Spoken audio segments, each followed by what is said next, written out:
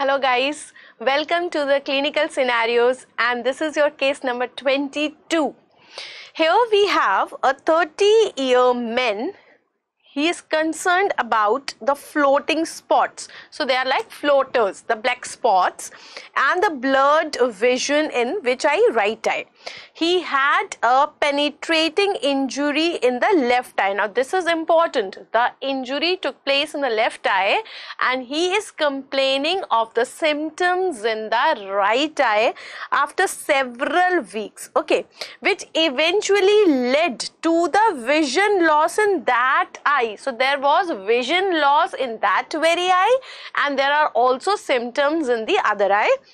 Inspection reveals a moderate perilimbal flush. What is the most probable cause of this patient?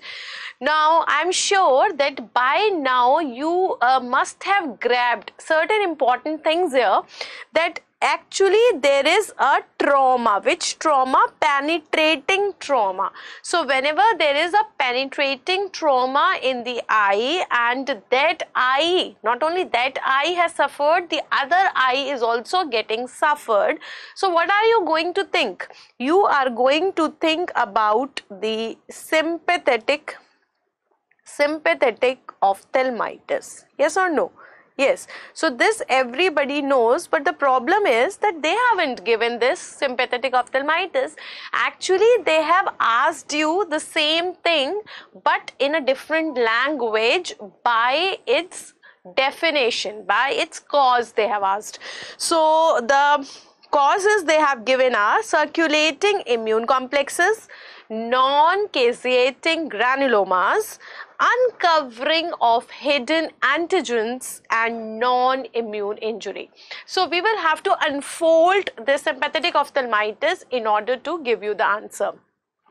Now, if I talk about this sympathetic ophthalmitis, what is happening? In this sympathetic ophthalmitis, we have bilateral. Then we have granulomatous. We have bilateral granulomatous and panuveitis. Now every word is important. It's a bilateral condition, it's a granulomatous condition, and what we are having is a panuveitis that is taking place due to the penetrating trauma which is given in your question. Now the important thing is that it can occur even after the perforating trauma. So what is the difference between the penetrating trauma and the perforating trauma? Now grossly it looks as if both are same, but there is a difference. In the penetrating trauma, you are just having an entry wound. It is entering, it is remaining inside. But in the perforating trauma, we have through and through perforation. So we have an entry wound as well as we have an exit wound. But in both the cases, I can have this granulomatous panuveitis, that is sympathetic ophthalmitis. Now what is the most important part? Part is that the trauma actually occurs to the ciliary body, and that is the reason that the ciliary body is also called as dangerous area of the eye. That is why it is also called as dangerous area of the eye. So these are some of the other important MCQs that we have done within this period. See, it's a bilateral condition, it's a granulomatous condition, it's a panuveitis occurring after penetrating trauma or the perforating trauma of the ciliary body, which is the dangerous area of the eye. Now what is actually happening whenever there is a trauma? Whenever this trauma is taking place, so that eye will be involved, okay, and after some time the other eye is also getting involved. So that is the, I can say, beauty of this condition, that both the eyes are actually involved here in cases of sympathetic ophthalmitis.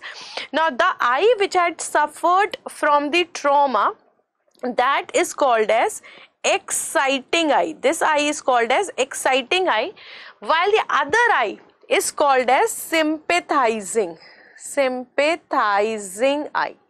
Other eye is called as sympathizing eye, and the involvement of this other eye basically takes place in about 4 to 8 weeks. So if you see in the question, they have given you after several weeks it has taken place. So the main eye is involved, but after some time even this eye can also be involved. Now if you know the reason or basically the etiopathogenesis, how this other eye can be involved, we will be getting some information about solving this question. Now you know that the most common etiology that is expected to occur in cases of sympathetic ophthalmitis is the allergic theory. Many theories were given for the origin of this sympathetic ophthalmitis, but the most accepted theory for this was allergic theory. So what is happening now? Due to this allergic theory, what came out that whenever some perforating trauma or the penetrating trauma is actually taking place, whenever this trauma is taking place, then what happens? There is actually uncovering of the antigens. There is uncovering of the antigens. How actually the allergic theory works? So now normally these antigens remain covered due to the ocular defense mechanism.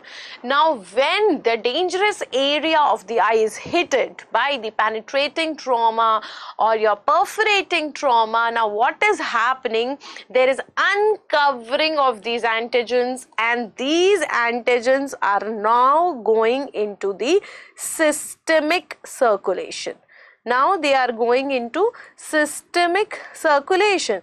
Now obviously this much of micro and patho everybody must be knowing that when these antigens will be going into the systemic circulation, from there they can go to the other eye also.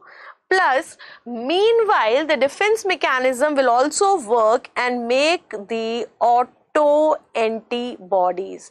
So against these antigens, now the antibodies will also be formed. Now when these antigens and these autoantibodies, they will combine. Once they are combining, then they are forming the immune complexes. Then it is the immune complexes which are formed. So basically it is not taking place due to the immune complexes, it was the later consequence of the uncovering of the antigens. It was not the first point. So now if you look at the options, they have said the first option is circulating immune complexes. No, it is not due to circulating immune complexes, it is due to the antigens. Second is the non-caseating granulomas. Now these non-caseating granulomas are found in cases of sarcoidosis.